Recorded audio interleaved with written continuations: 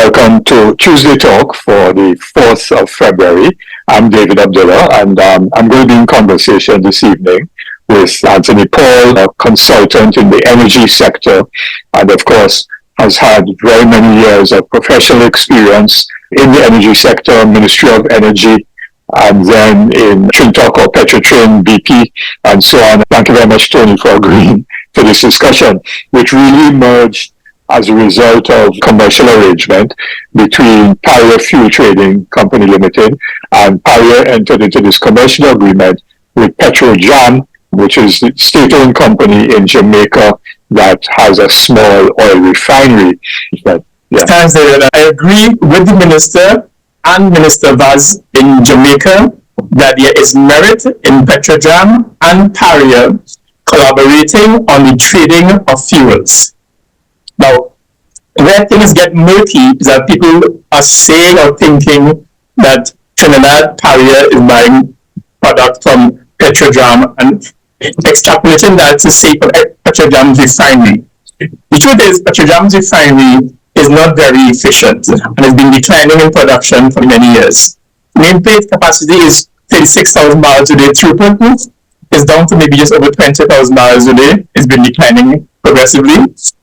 In terms of fuel oil, typically at best operation, it might produce 45% of that throughput into fuel oil. So the last numbers I have was Jamaica is producing about 9,000 barrels per day of heavy fuel oil. Now, Jamaica's demand for heavy fuel oil is about 15,000 barrels a day.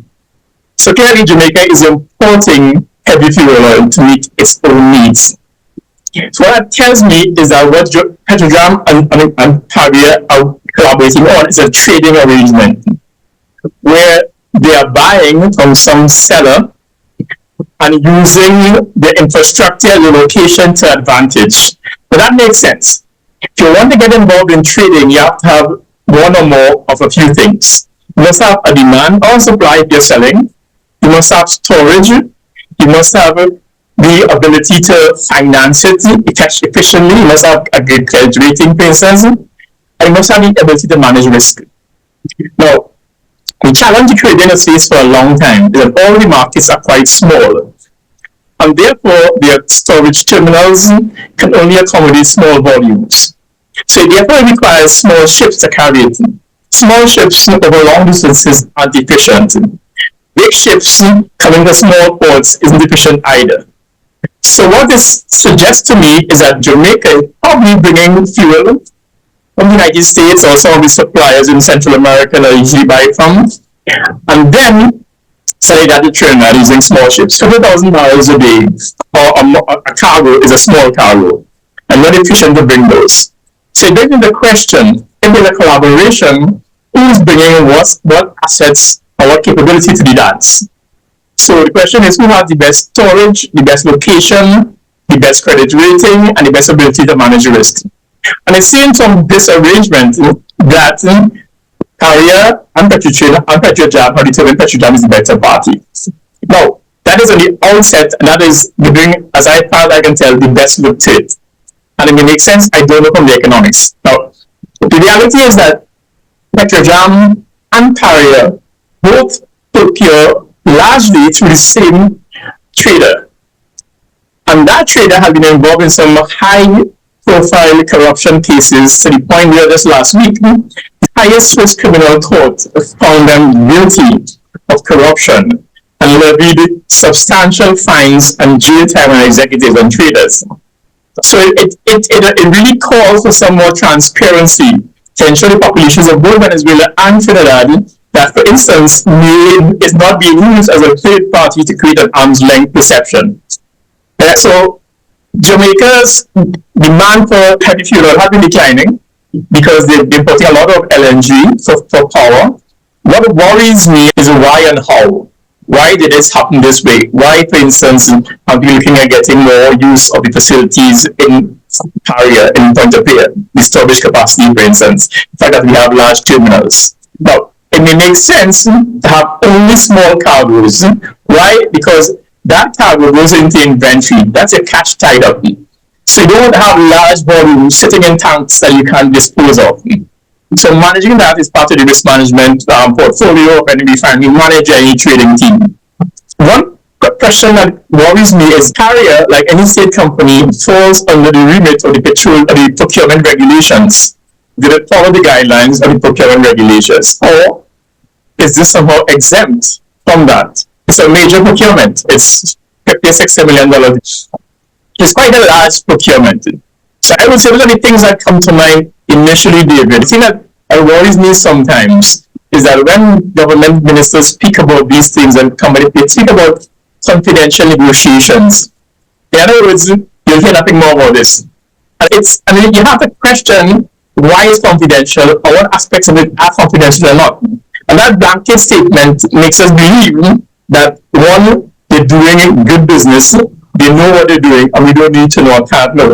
And I don't accept that. But I know, for instance, that the laws of Trinidad and Tobago provide for a great degree of transparency. I know also that the ministers break the very laws they've sworn an oath to uphold, including some laws on transparency. One of the things that comes to my mind always is when people start talking about Petrojam refinery being shut down because it's uneconomic. That kind of gets thrown in there every time a deal is made. The minister in his statement said that the fuel that was being obtained from Petrojam by Paria will be primarily ultra-low sulfur diesel, which will be used to fuel ships. And therefore what Paria was going to engage in is bunkering operations. Ships that come into Point Paria, or maybe ships going into Port of Spain and into Point Lisas, will be refueled with this ultra-low sulfur diesel fuel. But Petrojam doesn't produce it because the Petrojam company was looking at the possibility of upgrading the refinery. Reports coming out of Jamaica that it does not now produce ultra-low sulfur diesel, which reinforces your point that Petrojam is going to buy that fuel from somebody else and then sell it to Paria, who then sell it to the end users. Jamaica engineer said exactly that. He said we were importing marine fuel before, but buying it from international suppliers. Now, both parties see this as beneficial. Jamaica is saying that when we sell this, we will get foreign exchange. Trinidad is saying we will help our neighbors and we will buy locally. But Trinidad is paying a premium, potentially out. That premium, we must pay Petrojam a profit margin. That premium may or may not be offset by any savings made in shipping costs.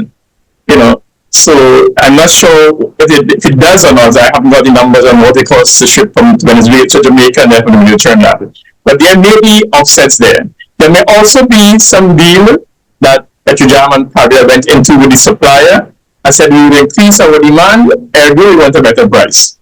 So there may be negotiations going on to give us that. But to be honest, I don't have real confidence in the negotiation capacity of those in charge of our negotiation for our gas and oil and gas industry. Jamaica doesn't produce a drop of oil, but yet it is selling both fuel oil to Trinidad, bunker fuel, as well as bitumen. And Trinidad is an oil producer and have a refinery. Paria was consistently having to get foreign exchange from the central bank in order to pay for the purchase of fuel and bitumen for the Trinidad and Tobago market.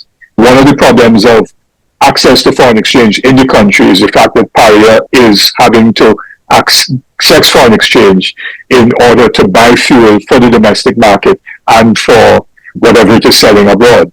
When the refinery was said to be losing money, everybody pointed fingers at the operations. A lot of leakage of value was created by the way Petrojam did their trading. Now, Petrojam was buying crude from the Urals in Russia and Gabon in West Africa, but they could have got the same or similar quality crude right next door in Venezuela and save tons of money on shipping. Those two suppliers are notoriously corrupt in their dealings. Now, the best explanation I got, and it was a fair explanation, was that because Petrojam had done such a bad job at maintaining the integrity of their tanks, they could not import cheap crude that they could blend to get the right quality to put into the refinery. They could only import crude that will go straight into the refinery. Now, any refinery with its salt makes money by importing cheap product and selling expensive product. And they do that by blending. And the fact that Petrotrim couldn't maintain their tanks or upgrade them to improve the efficiency or the profitability of the refineries tell me that somebody wasn't interested in the refinery making money. So all the work that was done by all these studies, has anybody pointed out to the losses due on trading and the comparative value of the products, the crude we bought against crude coming from an narrow market? So I want to make that point that Petrotrim has had a problem with trading. We haven't been told anything different to make us believe that Paria's trading is any more transparent or efficient. And that to me is a big question we need to ask. How can we be satisfied that we can trust Paria's trading capability? One of the problems that Petrotrim was having was because of its more limited cash flow, it was not able to hedge the purchase of crude. Large refiners, large companies could have bought crude at a particular price on the basis that when they refined the products, the refinery margin would have been very good because the price of crude may have varied from the time they bought it to the time they actually were using it. And that was another problem. When the decision was taken at the end of August 2018 to close down the refinery and of course send home all the workers and so on, Stuart Young again came yesterday and repeated this thing. Because our crude production was falling, the company had to buy 100,000 barrels of crude internationally, and that by itself would cause a loss. But foreign crude was 13.4 billion TT dollars, other crude from other local producers 415 million, and then its own crude, which was from Trinidad and land production and so on, $4.2 billion. Lease out, farm out operators, 1.1 billion. And the total purchases and transfers came up to 19.6 billion. So the crude expenses was 19.6 and their revenue was 21.6 billion. Their gross margin was a very healthy $2.6 billion.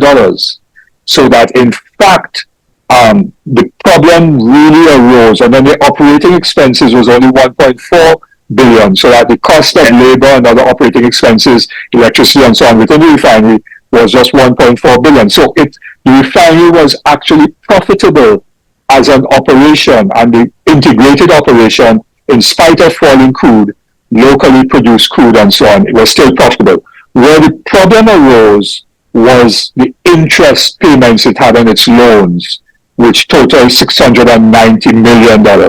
And that is what sent the company into a loss position of $620 million. Now, the important thing is that those loans, that bullet payment of the $720 million bullet payment US, whatever it was, and the other loan that they had, which Petrotrim had paid down most of it, those loans did not disappear when Petrotrim was closed down. So when the minister said that the government wrote off a loss of $12 billion, that is just not true. When the company closed, there would have been a loss on its books based upon the debt that it had, yes, and so on. But the government never wrote that off because that debt is now still being paid by Heritage and so on. So the debt never disappeared, and the debt was refinanced. And when we were on the Lashley committee, we were told, don't worry about the debt, that huge debt, because other people are looking at it to refinance it. And I don't know if you remember, but in 20, the Minister of Finance went out and got a very large bond payment in the United States, well over $1 billion US. And he was able to negotiate that at a relatively low interest rate, much lower than the interest that Petrotrim was paying on its two debts, which were, one was 9.7% and the other was 7.7%. So that in 2018, with low interest, global interest rates, Petrotrim could have refinanced those two bond payments and so on at a lower interest rate, improved its cash flow, engaged with the union in a restructuring exercise that would have seen a lot of workers going home on early retirement, which would have been a much less expensive route of reducing labor than sending everybody home and having to pay severance pay to everybody, because you would have only needed to have a fewer number of people going home on early retirement with some kind of incentive for that, given the fact that 40 or 50% of the workforce was over the age of 50 in any case, with many years of service, and avoided the problems that we now have of no refinery, importing bitumen, importing fuel for bunkers, and could have been engaged in the same bunker trade, which is what the union had been begging Petrotrin to do for years, and Petrotrin just refused to do it. So I just wanted to set out some of the figures there and so on. And this one is Refining and Marketing Division, April 2018 performance report. So this is all when Petrotrin was still operating the refinery.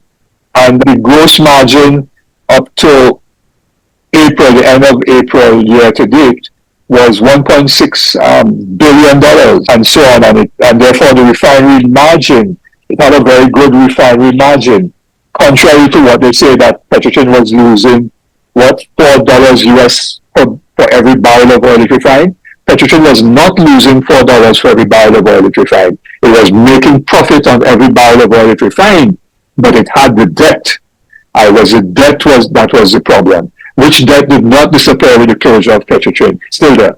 And I gave evidence before the industrial court to show that none of the international ratings agencies, not Moody's, not S&P, not Fitch, none of them ever suggested that Petrotrin would be downgraded, and therefore that the country would have been downgraded. The only time they indicated that there was a problem was after the government made the announcement that it was closing Petrotrin, and then the ratings agency said, in this uncertainty, we may have to downgrade. The reason we are in the position we're in, all across the country in all sectors, is the quality of the governance. And when people make decisions, how can we hold them to account? And the decision to close the refinery was made, as we know, without all the facts, and then the facts were brought forward to justify it. And of course, those facts keep getting repeated. But the country has lost a lot and continues to lose, and the next generation has lost job opportunities, and the whole country losing industrialization. We need to focus on how we get those who have the reins in their hand, hold them to account. In the late 70s, we were producing about 250,000 barrels of oil a day. And most of that was offshore crude from Amoco at the time. That was exported. Exactly, because not a single drop of Amoco crude was ever refined in Trinidad. Our refinery was always on a model of imported crude. And we refine it and export the products. Now, one of the other things is that the government now is touting the model of importing natural gas from Venezuela. The problem, as the minister said, was the amount of crude oil we were importing. What has been done in Trinidad by successive governments to really go after producing more oil in Trinidad? We heard all these profits being turned over by Heritage. Have they increased investment in finding more oil and gas? Have they drilled more wells, done more seismic? Have they increased reserves? Have they increased production? No, they do a lot of accounting profits. But the reality is there's a lot more oil in the ground still. And when you look at the people who have chosen to go after it, you have to ask the question, do they really have the right competencies? Are they the right people for that job? And I have my doubts. As someone who has been involved in exploration and production for a long time, I have my doubts that we have the right team to get the most out of those rocks.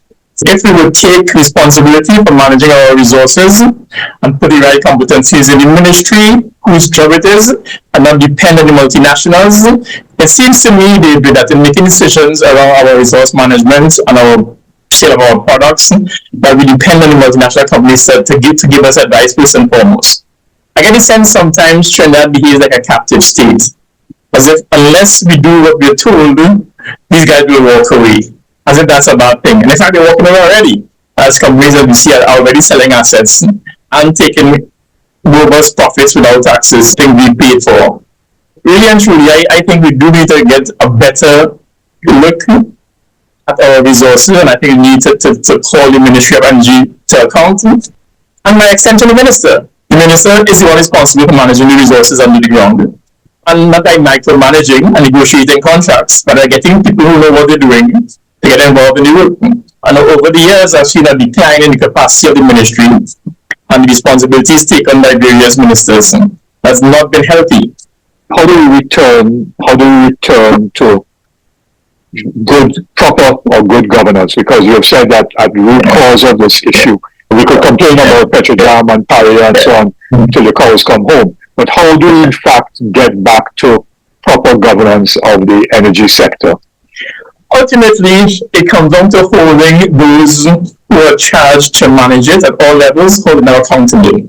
For that to happen, the population, through people like civil society groups or others in the media, need to understand what the roles of these people are, how they're performing it, and whether they're doing it properly. Some clauses in our Petroleum Act may in fact be unconstitutional.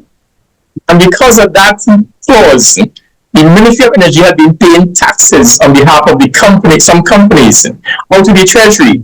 So we taxpayers are paying taxes that companies are supposed to pay under law. So we really have to get the laws right, and the laws must be upheld, and the people must know that what these laws are, whether or not they're being upheld, and that those who are in charge of upholding it are doing their jobs and getting the results they're supposed to get. But given the nature of party politics, you're right. Unless we can get civil society to be strong enough to demand that level of accountability, we are likely to get the same old. And one question that has come up is what has happened with lake asphalt? Why are we importing bitumen? Most of all roads are covered by bitumen. The asphalt in lake asphalt is a good quality asphalt, and it's used for high quality pavings like airport runways and so on. And we get a lot of value from exporting it. The question really is there enough asphalt there, and it is economic to use it on our roadways? To be honest, I haven't had a good explanation of that. I really don't know. There's a lot of asphalt there. Is it enough? But my sense is, and my understanding is that asphalt itself has to be blended with bitumen to make a proper road surfacing. So let me just say that some of the misinformation that went out there about Petrotrin was that it was a ward of the state, that for years Petrotrin was losing money, hundreds of millions of dollars and so on. So what is the fact? Between 2004 and 2016, Petrotrin contributed in direct taxes to the government a total of 49 billion Trinidad and Jamaica dollars. Between 2010 and 2016, Petrotrin paid $20.3 billion in taxes. Only BPTT and NGC contributed more than this to the government revenues. And you could find that information from the Trinidad and Tobago Extractive Industries Transparency Institute Initiative report and so on. There was never a single taxpayer dollar that actually went into Petrotrin. Between 2016 and 2018, well, 2016, 2018, when oil prices fell, Petrotrin was unable to pay its taxes to the government. Petrotrin was not making its contribution, but at the same time, the government owed Petrotrin for the subsidy for cooking gas and for motor fuels and so on. The net effect was that Petrotrin, yes, was owing taxes. There are oil companies and gas companies in this country that owe billions of dollars because of transfer pricing. And I saw an article in a newspaper recently, back from 2003, where I raised the point that the Permanent Petroleum Pricing Committee of the Ministry of Finance was not functional. Why is that important? Oil companies, back in the day when the Petroleum Act was put in place, Petroleum Taxes Act in 1974, the major producers were Amoco, they had Texaco, the refinery, and Tesoro producing oil and gas. And they were selling oil and gas and refined product to their affiliated parties at prices below the market price. And then they were claiming that on an invoice to the minister and saying, this is what we got. But they were practicing what is called transfer pricing. Their affiliated party would then sell that at the world market price. So the law came into place saying that if a company is selling oil to a third party unrelated, the minister will accept that price at the true market price. If, however, it will be sold to an affiliated party, and that's defined in law, then the minister will determine the price based on a free market valuation of that price. And the law says to do this, the minister shall, not may, shall establish a permanent petroleum pricing committee whose job it was to make a determination of the true market value. Now, how it happened in practice is the companies will sell the oil, get an invoice from the completed party, send that to the minister, pay taxes on that. Then the committee would meet, determine the real price, tell the minister will then send up an invoice to the company for the difference, and they will pay the difference and reconcile it. That might take some months, so the companies kept that money in their pocket. Now, the fact is that this committee had not functioned from 2000, year 2000 to at least 2018-19. Meaning those companies underpaid for 20 years almost, and the minister never called them to reconcile. Because the committee that the law says minister shall put in place, so the ministers of finance since 2000 have been breaking the law with the most important revenue source in the country. What makes it even worse is that this committee was headed by the Permanent Secretary, Ministry of Finance. His chief public officer responsible for our revenue management. It also had on it the Permanent Secretary, the Ministry of Energy, the head of the BIR, the Board of Revenue, and the head of all the audit unit of the BIR. So the top executives running our oil and gas revenue management were members of that committee, and they themselves did not intervene and told ministers to order and say, Minister, you must reconstitute this committee.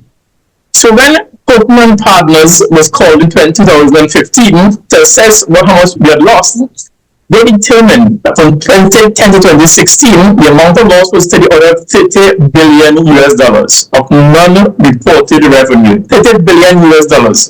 Of that, our share in taxes, because all the costs were already recovered, our share in taxes will be about $16.5 plus billion US dollars. At that time, our national debt was $22 billion US dollars.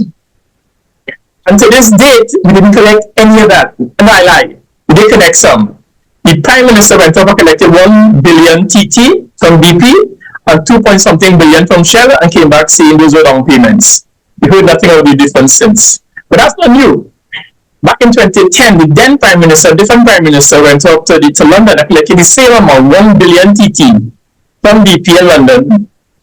Keep in mind, both of them went off to collect checks for taxes due to us and came back with this wave of a flag and saying this is a down payment. Neither time did we get a remainder. And to make it worse, we are told that the companies told the government that the contract says this is how the tax should be computed. I have never heard of a country where a contract can supersede a law. Our taxes are fixed in law, not in contract. But yet we hear from our political leaders that the contract is what the companies are living by and you can't do anything about it. As far as I'm aware, no Auditor General over the last 20 years has ever sought to address the deficits in our tax or the tax liabilities of companies that ought to be paid and the failure of governance arrangements like the Permanent Petroleum Pricing Committee to exist and to function. Have you ever seen any comment by an Auditor General about what you have just described? I have not. My concern is that Trinidad and Jamaica actually has two different audit departments. The Ministry of Energy audits production sharing contracts. The Ministry of Finance, BIR, audits E&P licenses. The two different audit departments, as taxes are confidential. So there's the question, do these two departments speak to each other?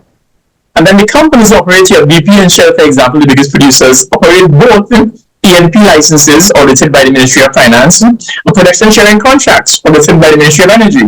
And they're using the same people, the same assets, and they're splitting costs. How well is that being audited and managed?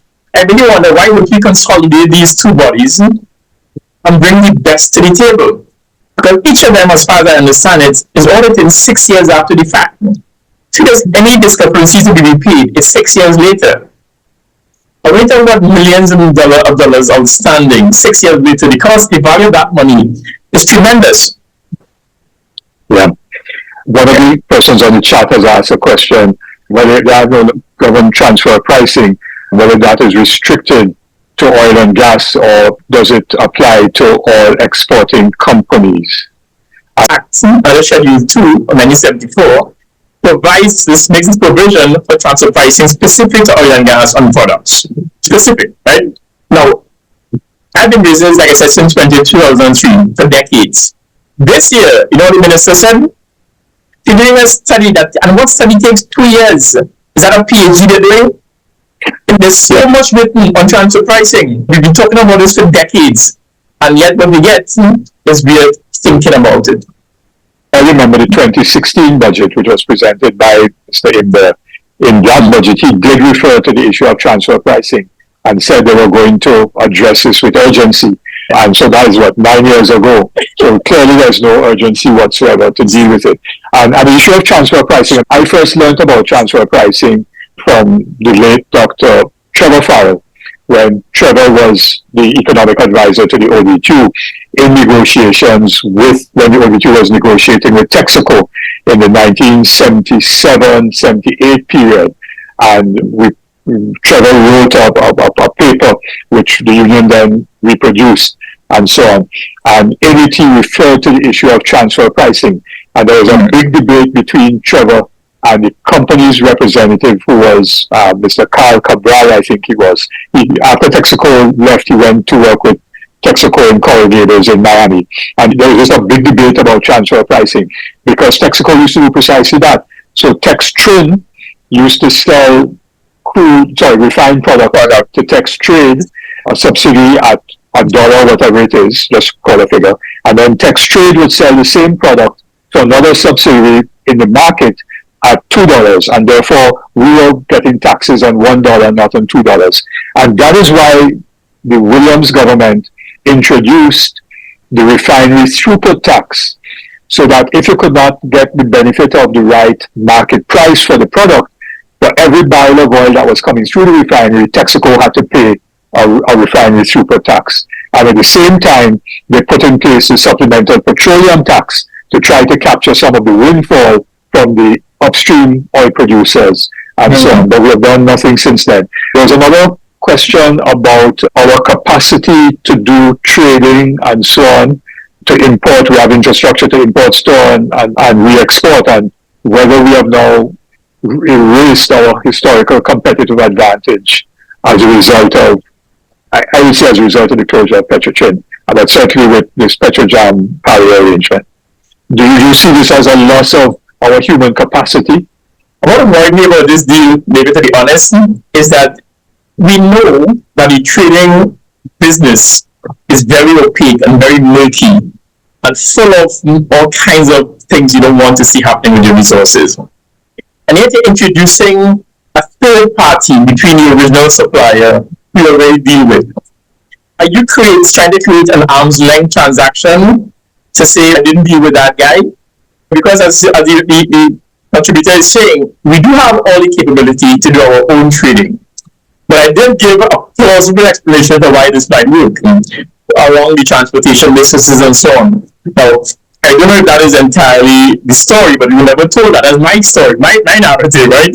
But there's also a counter narrative, which is you're creating an opaque connection between the original supplier, who may be not above board in terms of the deals, right?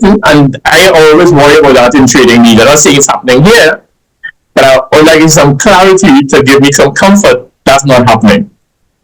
Thanks, Tony. Thanks, everyone, for joining us. Be safe. Thanks, David. Good night, all. Thanks.